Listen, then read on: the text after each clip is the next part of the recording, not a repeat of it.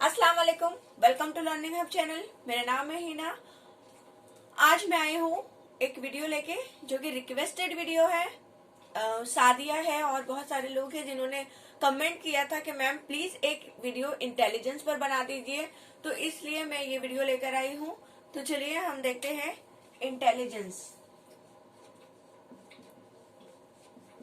Intelligence intelligence ये जो word है वो इंटेलिजेंशिया से लिया गया है, जिसके मानी है टू अंडरस्टैंड।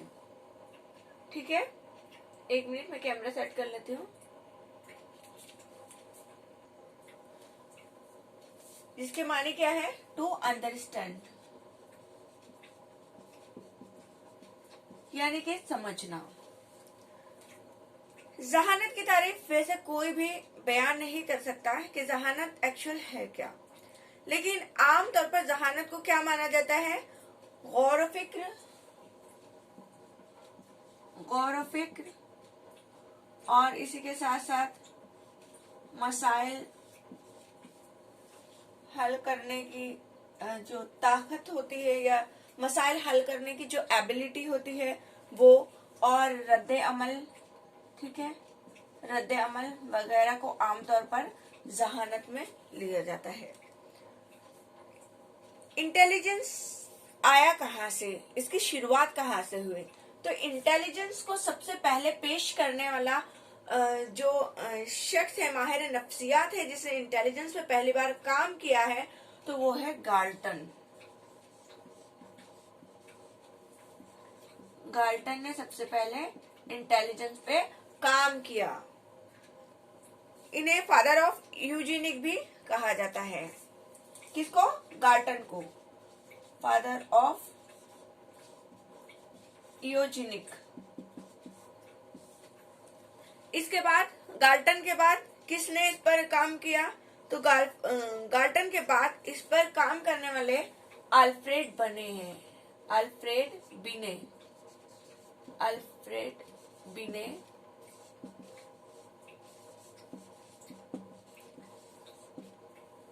अल्फ्रेड बिने ने इस पर काम किया गाल्टन के बाद।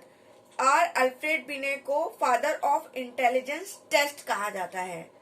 क्या कहा जाता है? Father of intelligent test.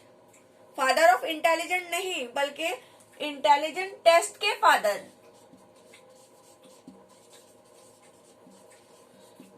Intelligent test दिया था किसने? अल्फ्रेड बिने ने। अल्फ्रेड बिने को, जिसे हम उर्दू में क्या कहेंगे, अल्फ्रेड बिने को आजमाइशी जहानत का मौजिद। आजमाइशी जहानत का मौजिद। अगर सवाल आ गया कि आजमाइशी जहानत का मौजिद कौन है, तो क्या जवाब होगा? हमारा जवाब होगा अल्फ्रेड बिने। अल्फ्रेड बिने ने अकेले इस पर काम नहीं किया था, बल्कि अल्फ्रेड बिने के साथ एक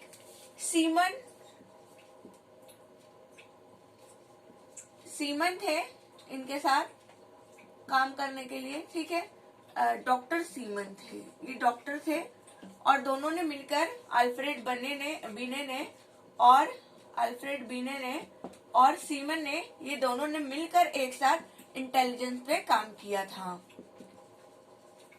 तो दोनों का नाम एक साथ भी दे देगा पेपर में। इससे पहले 2017 का पेपर था, शायद दोनों का नाम पूछा गया था और दोनों का नाम एक साथ आया था। तो याद रखना, सीमन और अल्फ्रेड बिने। अगर अल्फ्रेड बिने आया तो भी हम लिख सकते हैं, और सीमन आया तो भी हम लिख सकते हैं father of intelligence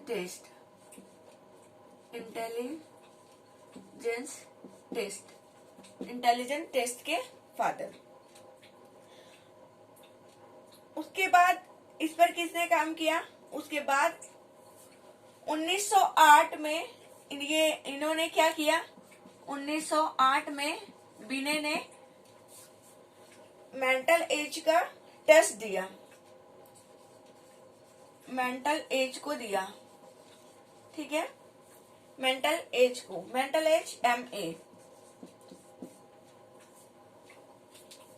MA mental as, जो कि IQ का फॉर्मूला है, ठीक है, उसमें मेंटल एज का यूज होता है। तो मेंटल एज किसने दिया था? अल्फ्रेड बीने ने 1908 में दिया था, और इनके साथ सीमन भी साथ में थे, ये मत भूलना आप बात। इसके बाद विलियम स्टर्न ने IQ का कंसेप्ट दिया। यहाँ पर इन्होंने MA तक पहुंचे थे ये। उसके बाद IQ का कंसेप्ट किसने दिया? IQ का जो कंसेप्ट है तो वो विलियम स्टर्न ने दिया। William stern.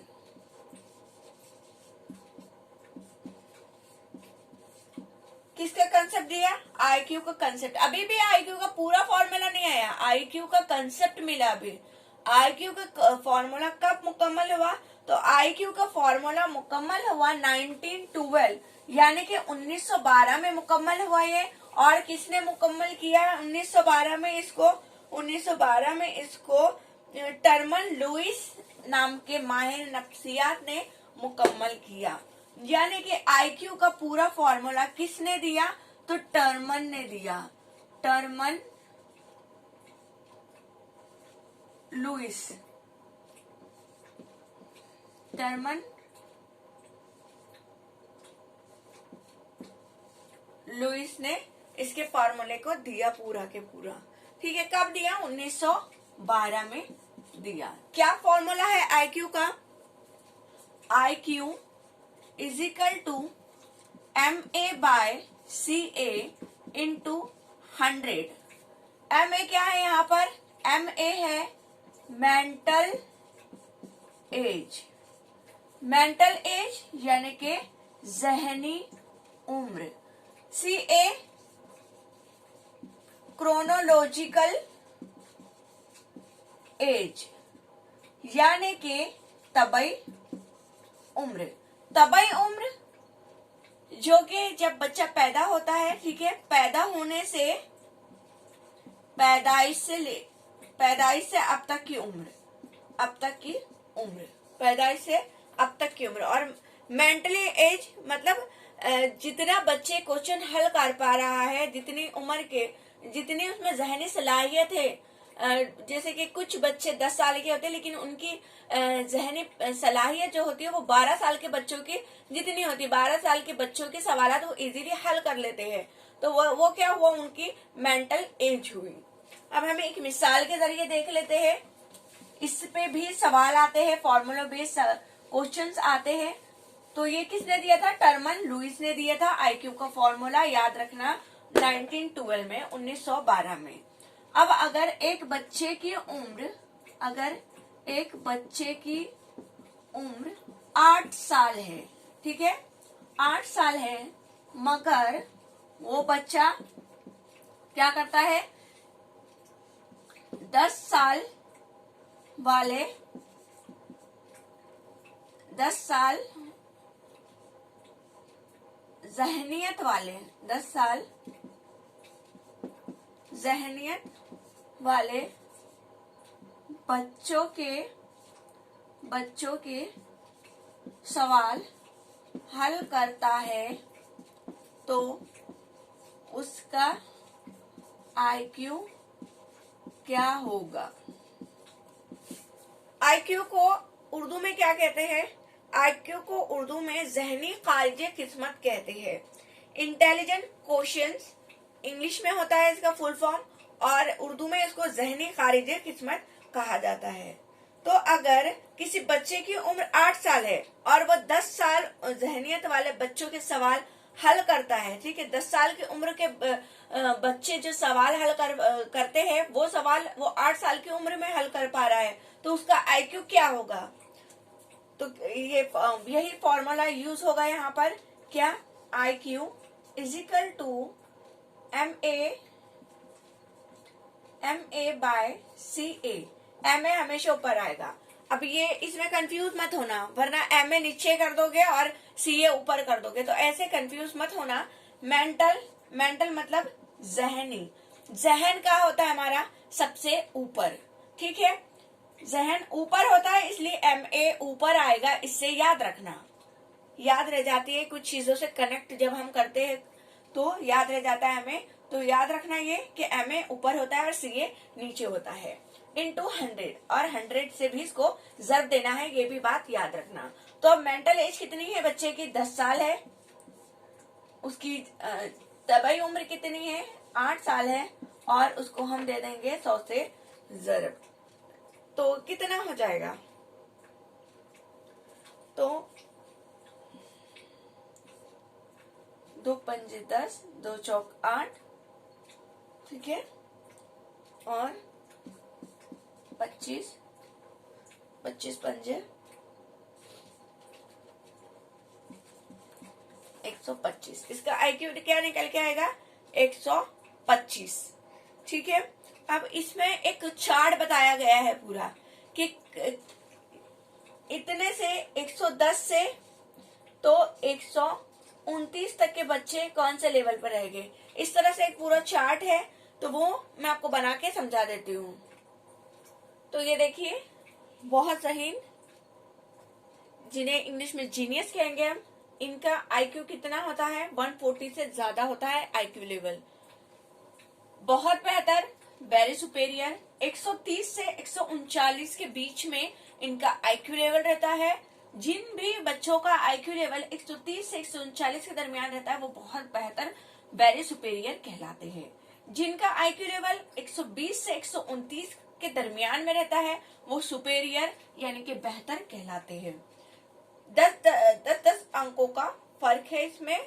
110 से 119 के बीच में जो भी होते हैं तो वो औसत के ऊपर यानी कि अबो एवरेज कहलाते हैं। 90 से 109 तक एवरेज होता है, 80 से 89 तक बिलो एवरेज रहता है, और 70 से 79 डल, बॉर्डर लाइन या जिन्हें हम कुंद जहन कहते हैं वो बच्चे होते हैं। तो ये चार्ट बस नॉर्मली देख लेना, एक बार स्क्रीनशॉट ले सकते हैं आप, तो आप देख लीजिए। उसके बाद आगे बढ़ते हैं हम। आई होप कि आपने स्क्रीनशॉट ले लिया हो। तो चलिए आप देखते हैं हम यूनिफैक्टर थ्योरी। यूनिफैक्टर थ्योरी के मौजूद कौन है, किसने दिया था? तो अल्फ्रेड बीने थे, इन्होंने ही यूनिफैक्टर दिया था, ठीक है। यूनिफैक्टर किसका? इंटेलिजेंस का। किसने दिया था? अल्फ्रेड बीने। इन्होंने एक जी फैक्टर दिया था, ठीक है। जी फैक्टर दिया था यानी कि जनरल फैक्टर। ये फैक्टर उन्होंने बताया था कि ये फैक्टर सब में होते हैं। तो बस उन्होंने सिर्फ एक ही फैक्टर दिया था जहानत का, इसलिए ये कामयाब नहीं हो पाया। क्योंकि अगर सब इंसान में जनरल फैक्टर रहेंगे तो सब इंसान एक जैसे हो जाएंगे। सब में अलग अलग फैक्टर्स होते हैं, लेकिन उन्होंने बताया कि हर इंसान में एक जनरल फैक्टर होता ही है। उसके बाद जो 2 फैक्टर थ्योरी आई, जो स्पीयरमैन ने दिया था। 2 फैक्टर थ्योरी किसने दिया था? स्पीयरमैन ने। स्पीयरमैन ने दिया था ये 2 फैक्टर थ्योरी। इन्होंने इसमें सिर्फ जी दिया था, इन्होंने इसमें जी के साथ साथ एस भी दिया था। इन्होंने बताया कि जनरल के साथ साथ स्पेसिफिक, यानी कि जनरल बोले तो आम, और स्पेसिफिक मतलब खास, दोनों तरह के फैक्टर होते हैं। जो जनरल फैक्टर होते हैं वो ज्यादा असरअंदाज होते हैं और ये विरासती तौर पर बच्चों को मिलते हैं। तो ये ऐसा स्पीयरमैन का कहना था। लेकिन चूंकि 2 फैक्टर बेस्ड थ्योरी थी, तो इसको भी जब थर्स्टन ने बहुत सारे फैक्टर्स दिखाए तो ये भी रद्द कर दी गई, और उसके बाद थर्स्टन की थ्योरी आई।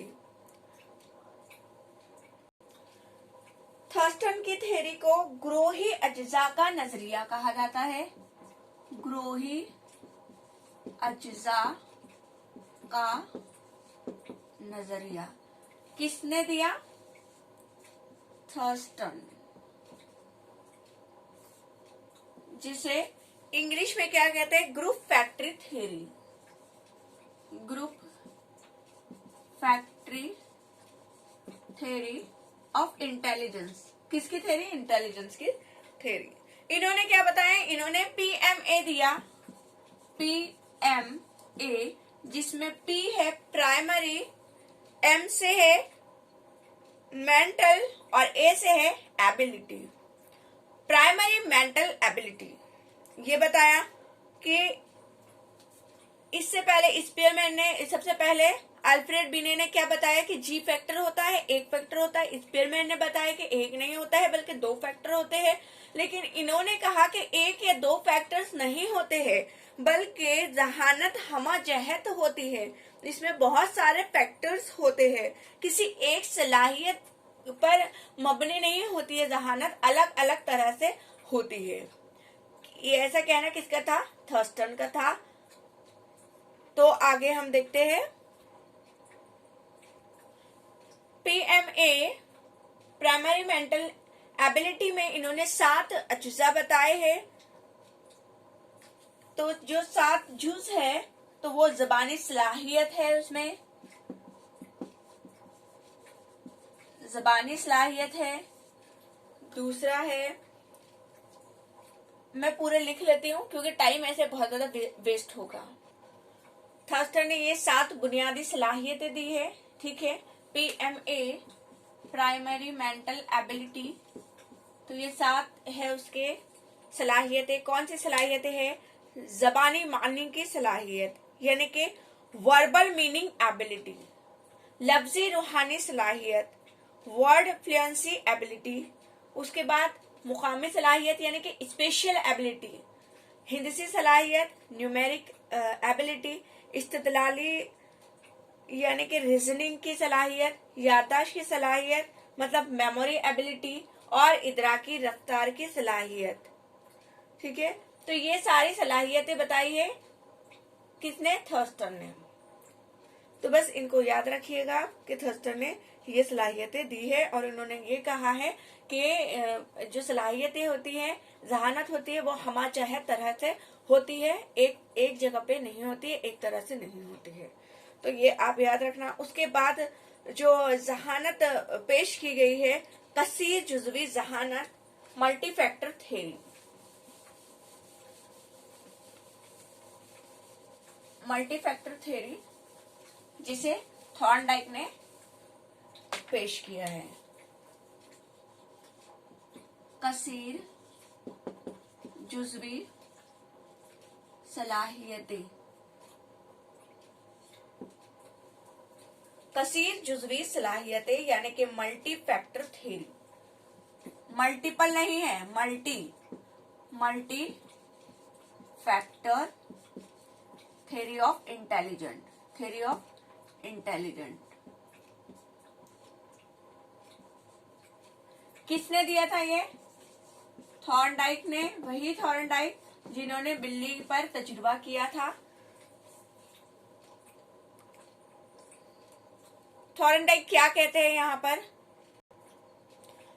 तो थॉर्नडाइक का क्या कहना है? थॉर्नडाइक के मुताबिक जहानत बहुत सारी सलाहियतों का मजमुआ है।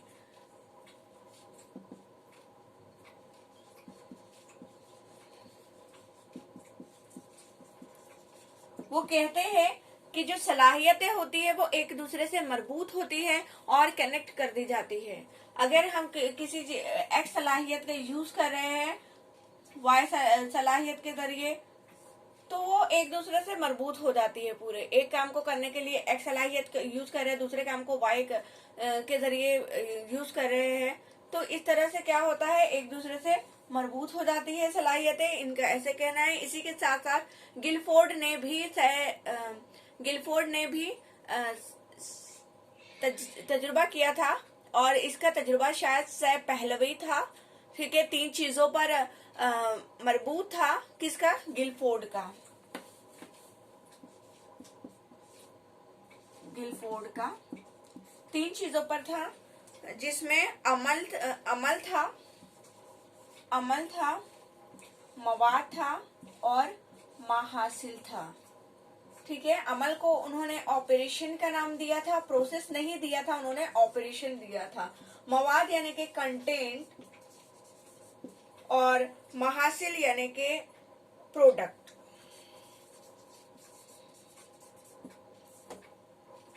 तो गिलफोर्ड ने ये 3 चीजें बताई थी, operation, content, product.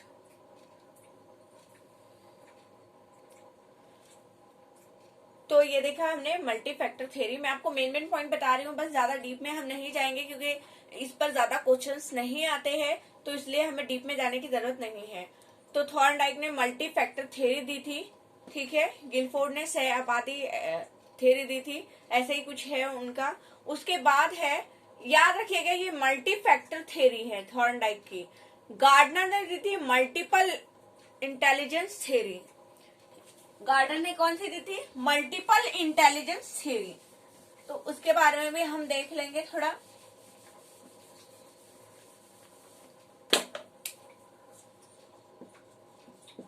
Multiple intelligence theory किसने दिया था? ये गार्डनर ने।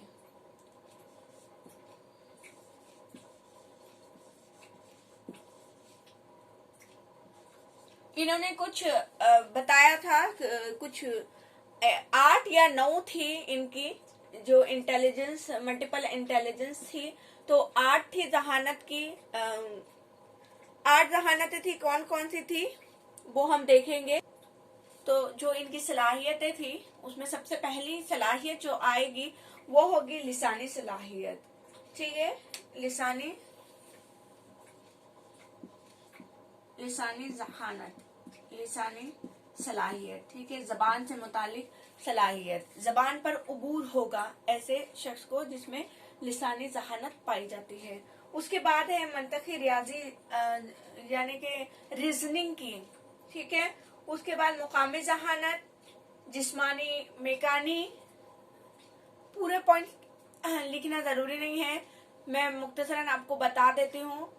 तो बस आप ये देख लीजिए क्योंकि इतना टीईटी में नहीं आता है, इससे मुतालिक सवाल पूछे जाते हैं सीटीईटी में।